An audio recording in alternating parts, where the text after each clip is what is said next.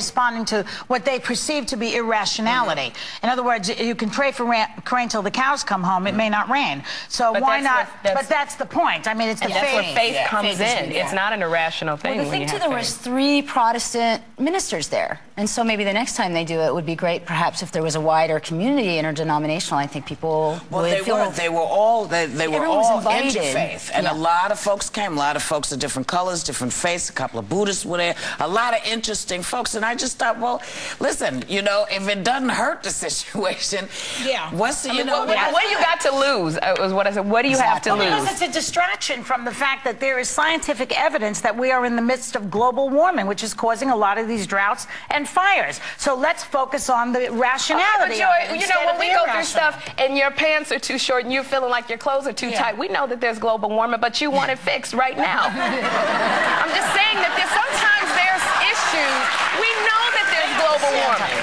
We know that there's global warming. So might as well just pray anyway. Yeah, except that this is a governor of a state. And how do you know that he's not praying for the global warming? Let's hear that. Let's hear that. Here's the thing. There is a drought, and we know that there's global warming, and people want ways to do stuff, because the fact of the matter is that people in Georgia right now are in danger of losing all water by the end of the month. So even if they fix global warming tomorrow, they still got to get the water. So he's figuring, okay, we know that we're fixing this, and, you know, in Washington, you know how hard it is to talk about environmental things. People are like, oh, it's the environment. All right. So they says, you know what, I'm going to talk about the environment, and I'm going to pray, and in between the two of them, something's going to happen, and people will be able to flush their toilets and be comfortable again in Georgia. I agree with all of that, and it's fine for him to pray. I'm just telling you why people are objecting to it.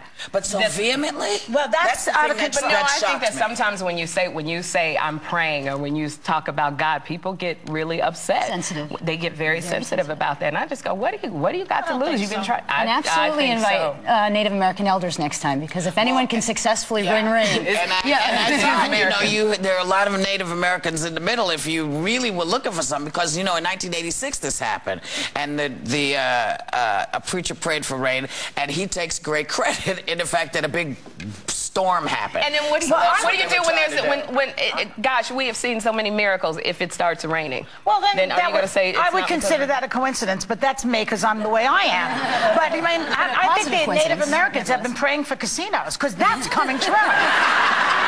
No, you know what the Native Americans have been praying for? Getting away to see white people come flocking back to the land that they tried to toss off.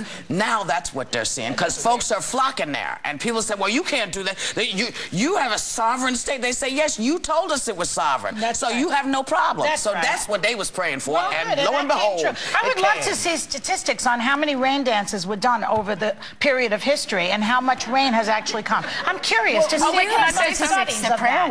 I'm a pragmatic person. Let me see the studies, and then I'll pray too. I just want to let you know that they said the producer told me that the forecast, that it's calling for rain in Georgia.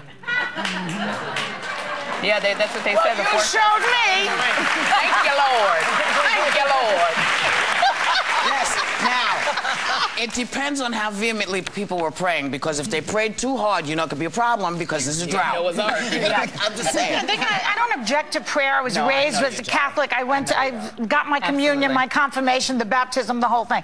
It's just that people pray to cure themselves of cancer, and it doesn't happen. It's not an open and shut situation. I don't like to be distracted by prayer when there should be medicine, when there should be science. That's all. I feel like that's all for I'm me, saying. It's not. It's like the prayer to me is the cherry on the cake. It's not the cake. The cake is medical science. Prayer for me is the person who tells me how to make the cake, because if he tells me how to make the cake, then everything else falls into place. All right, well, I know that this is an unpopular position that I take. No, it's not. But it's not unpopular to me. Not unpopular to me, because my question is, why can't we have it all? You can. That's what I say. Why can't we?